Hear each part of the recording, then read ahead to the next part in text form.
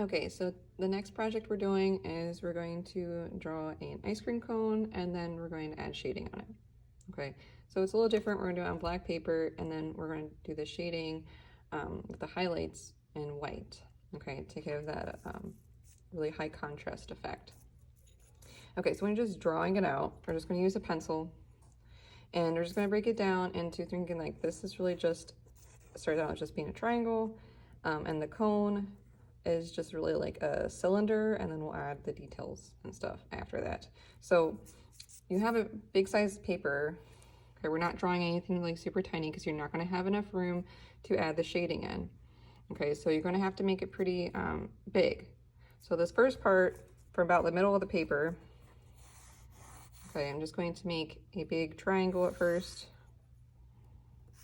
just to kind of map out. Okay, this is going to be for this part. And I promise they will start looking like this eventually. Okay, and then the bottom part for the cone, I'm gonna make it come out like here. It's gonna look like a big arrow at first because we're just gonna kind of block it in.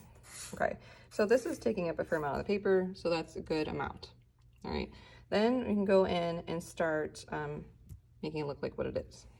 Okay, so let's move this up just a little bit because I'm gonna focus on doing the cone part first. Okay, so just like we did online, like last week, okay, we had to do a mug. It's the same idea. So this top part, instead of just being a flat line going across, okay, we're going to make that an oval in that part. Remember, to get a nice like rounded shape, doing a circle or oval, you're going to have to do it a few times to get it right. And as long as you're kind of hitting where it ends here, okay, and then this is going to curve down. Okay, don't need to worry about the top part because you're not going to see it. Okay, now this first part is like, it's longer and then it gets skinnier. So this part is really just going to come down where I blocked it off. So it's going to come down a fair amount of way. Okay, again, just make it like have enough of a width here that you're going to shade into it. And then it's not straight across. Okay, this is all the curved object. So I'm going to make an oval, making sure you get from one end to the other end. So you're making an oval big enough. And then once you have that curve correct, then you can go in and just kind of just press harder so you can actually see what you're doing. Okay, like that. All right. Now it starts angling in just a little bit. So I'll just go in a little bit and angle in. Okay, just like that on both sides. And again, you're gonna make another little oval. Okay, because we're making a form of a cylinder. It's a bunch of like little cylinders, if you don't think about it like that. Like each has their own little form. Okay, so there should be a curve to it. It should not be flat going across. Okay, now these ones come straight down on both sides. So that's what I'm gonna do here until I get to the edge of where I already kind of mapped it out. Okay, so we're not making it too small. So just make a vertical line going down on both sides. Okay. Okay, so when we get to the bottom here, that's where, again, one more oval. Okay, and then I got my oval that I want. Then I can go in again and just really just tracing now that I did it like softly. Okay, so this one's almost done, but obviously I added one more detail to this. And it looks more complicated than it is. All I did was a series of curved lines going this way and a series of curved lines going the opposite way to kind of get a checkerboard effect, but a curved checkerboard. So it looks like it's actually wrapping around the cone. Okay, so to do that, it's a little easier if you tilt your paper. And then that way you can just follow the natural curve of when you use your wrist. And just kind of, you know, don't make there spaces between the lines so you have enough room to make these like the little waffle diamond design. But make sure it's actually curved. These are definitely curved lines. And you're just going to do it until you fill up the whole thing. So it looks weird at first, but it will come together. Okay, that's enough. Okay, because you don't want, again, you don't want to make it too tiny. You're not gonna have room to draw and shade later. So I'm gonna do it, I'm gonna turn it the opposite way again. So that way I'm following the natural curve of my wrist. It just makes it a lot easier. So I'm just gonna curve it this way.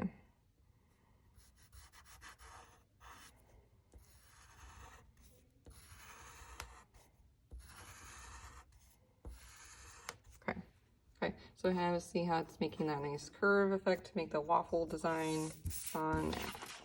Okay, so right now it's just gonna look like lines. Okay, but we'll get to the shading part tomorrow. And then now we're going to do this part. So again, I know it's just gonna start a triangle, but overall it has that part. Now I'm gonna just think about like, this is a section, this is a section, this is a section, and then the top part. Okay, what comes to a point. Okay, so we're gonna start with the top. Okay, because we're gonna start right where that point is. Then we're just gonna take that and make sure it just starts curving down. Okay, and a nice like that part. And we're just gonna make this one curved section. It can go beyond the triangle. Again, I was just kind of mapping it out so you know I have enough room. Okay, so it's just gonna have we're just doing the outline here before we add all these extra curves. So that's one section. I'm gonna do like this section. So you're gonna take it, you're gonna curve it out.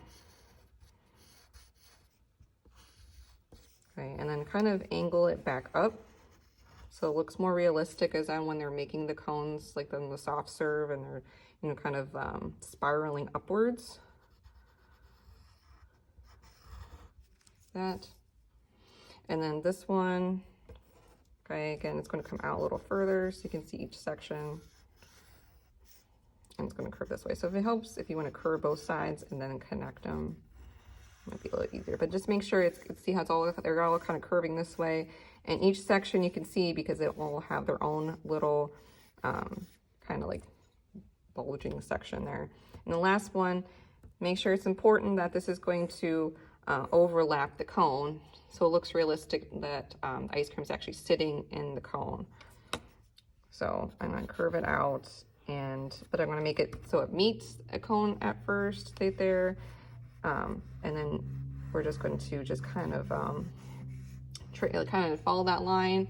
And then later on we can cut out some more sections to make it look like it's sitting in the cone. So we're just going to follow that for this 1 second and kind of have it go beyond that part. Okay, so it's not exactly following the triangle. It's going to have, you know, obviously it's not, comes to a point like that part. Okay, so I'm just kind of erase some of that part out just so I don't have those distracting lines. Okay, so now you have the overall like outline of it, and then we can go in and start adding more of the details with this. So you're going to kind of follow the curve of some of these. Okay, so like this one, I have this curve here. So I'm following this curve, and this is going to start wrapping around like this way. So when you have to do a line, make sure they're curved. You know, if you want to kind of really outline it so you can see it better. This one, we're going to go more across this way. So, it's ice cream, so there shouldn't be any like very defined straight lines. And they're all going to be very curvy lines. Okay, so it kind of even round off to go from one to the next. So you're going to add like other little mini curves like here. This one's just actually going to follow. I don't have as much room for that one. Again, we're just going to do the same thing here. So we're just going to kind of follow around, and it can end sooner. Like this one, you can make it end sooner. This one, make it curve out. It's going to come around this way, and then maybe like this one, it's going to go over here. Okay. So you might have a few more lines, or maybe not quite as many lines I'm doing, depending how big you make the sections. Like this one, I ended up making the section a little bit bigger than I did the first time. So I'm going to have more lines on this last part. Okay, so it might, vary a little bit depending how exactly you're doing it. That's fine, as long as you're following the general way of doing this. Okay, so each section, and curve it. Now when you get to here, notice I curved it down into the cone and then come back up. So I'm gonna curve it down in the cone more and come back up. This one will come down more like this. All right, some of these other lines so you can see just a little bit better. Kind of like, it looks like it's, you know, overlapping the cone more and then coming up. Now I'll just do one more like right here. So some can end a little earlier like this, and so it looks a little more natural instead of having it very structured, the same amount of width between each one, because that's not very realistic looking. Okay, all right, so that's the overall outline of everything without adding any shading. That's as far as we're gonna get for today, and then we'll do the shading tomorrow.